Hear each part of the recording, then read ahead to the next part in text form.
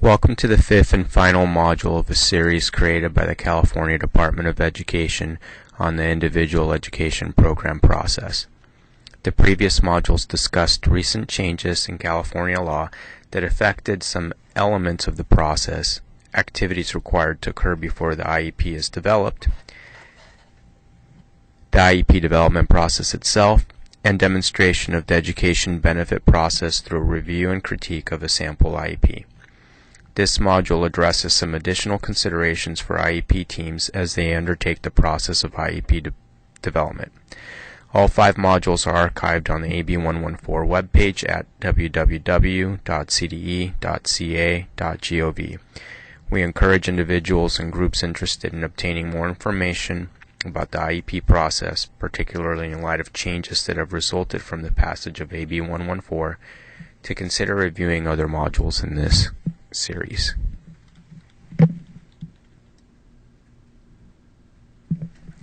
The intention of this module is to make clear some additional legal requirements concerning IEP development and related activities, including timelines for completion of activities that are established in law, a clear understanding among all involved parties of the specific services to be provided and how and when each service is to be provided, the importance of establishing student performance goals and creating an appropriate plan for measuring student progress, and requirements concerning the frequency of assessing student progress. We also include some other resources that provide additional information on the IEP development process and related activities. Before we proceed, we should note that while AB 114 impacted how some services are provided to students with disabilities, much of the information in this module is based on federal requirements that have not changed. One effect of the AB 114 legislation had was to remove some California law concerning mental health services to students.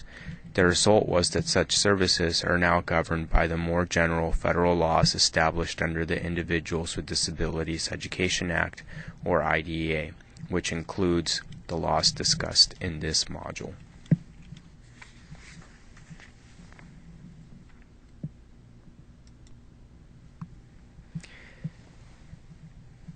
Local education agencies, or LEAs, and IEP teams need to keep in mind that some important timelines established in law concerning IEP development.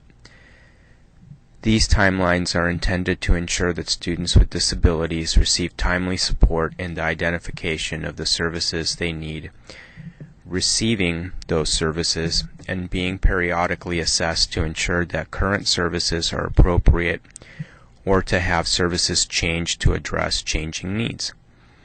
Beginning the date that a student is referred for assessment based on a suspicion that the student has a disability, the local education agency, or LEA, has 15 days to complete a proposed assessment plan. The parent has 15 days from receipt of the proposed assessment plan to consent to its implementation. When scheduling an IEP team meeting, parents must be informed of the meeting in advance, early enough to ensure the opportunity to attend. That an IEP meeting must occur within 60 days of the LEA's receipt of parental consent for the assessment, and the assessment must be conducted prior to that meeting so the results are available for the IEP team to review them. Local education agencies are encouraged, whenever possible, to share the results of the assessment with parents in advance of the IEP meeting to facilitate discussion on the student's performance level and appropriate services. This will allow for a more efficient process in developing or revising the student's IEP. Also, note that services identified in the IEP must be implemented as soon as possible after the IEP is developed. Whenever the parent requests a subsequent IEP meeting, a new meeting must be scheduled within 30 days of that request. Each student's IEP is to be reviewed annually to ensure that the current placement and services are appropriate. Student progress is reviewed, and services and placement are changed if needed to achieve expected progress.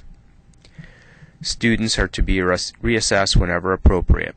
At a minimum, a student must be reassessed once every 3 years, but they may be assessed more frequently up to once a year when circumstances warrant a reassessment.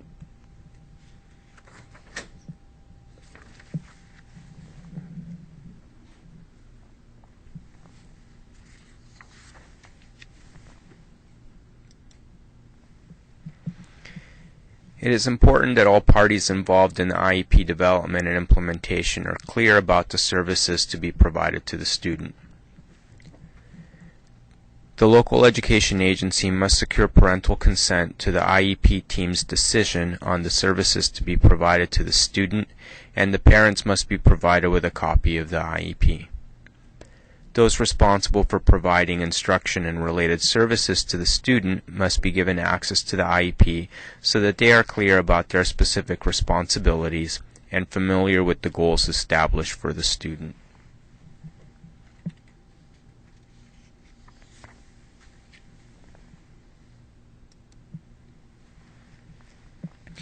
Progress is measured and reported as designated on the IEP, but must be provided to parents at least as often as progress reports are for general education students.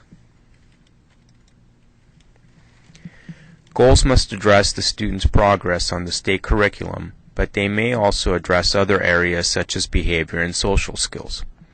It is critical that the goals are written so that they are readily measurable, such as the student will complete 5 two-digit addition problems within 1 minute with 80% accuracy in 3 of 4 trials.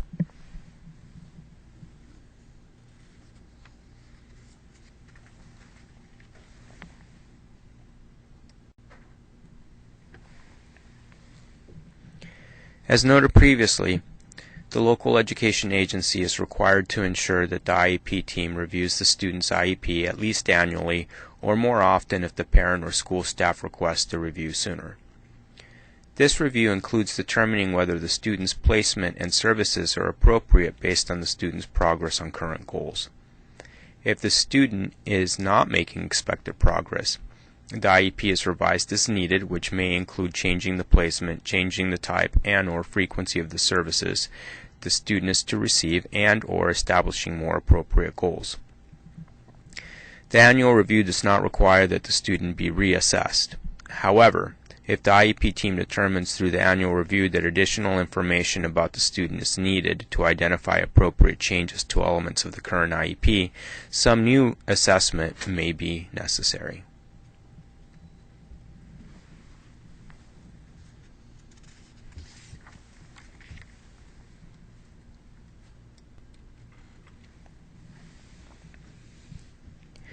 At a minimum, each student must be assessed every 3 years, except in cases in which the LEA and parent both agreed that a reassessment is not necessary at the 3-year point. Note that even though the 3-year or triennial assessment is a regular activity, it is still necessary for the local education agency to obtain the parent's formal consent to assessment before it is conducted. The purpose of the triennial assessment is twofold.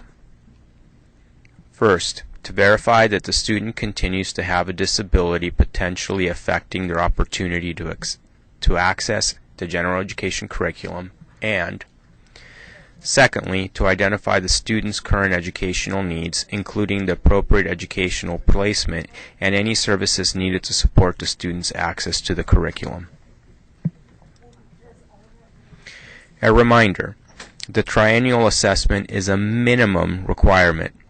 The student may be reassessed more often if requested by the parent or a teacher, as often as once per year.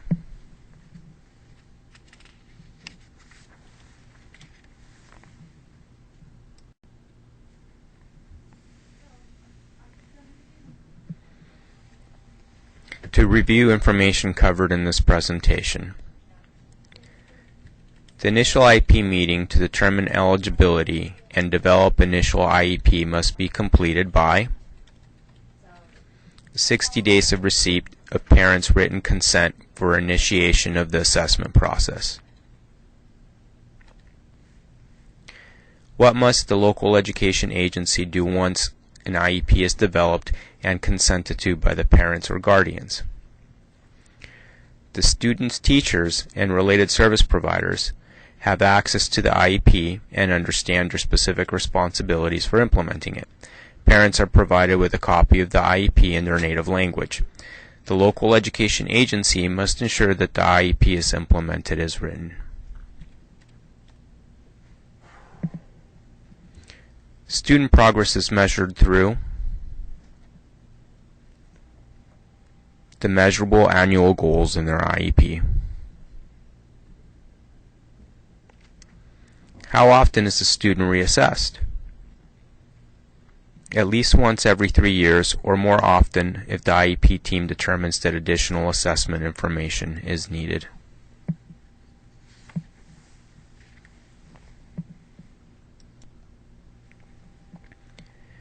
For more information on a variety of issues related to the passage of Assembly Bill 114, please visit the AB 114 webpage on the California Department of Education website. For the AB 114 webpage, go to www.cde.ca.gov/sp/ac/AB114 twg.asp.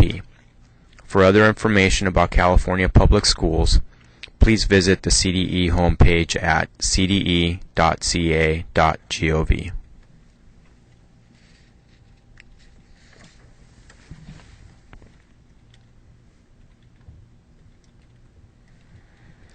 Here are several additional resources to provide more detailed information on the subjects addressed in this series.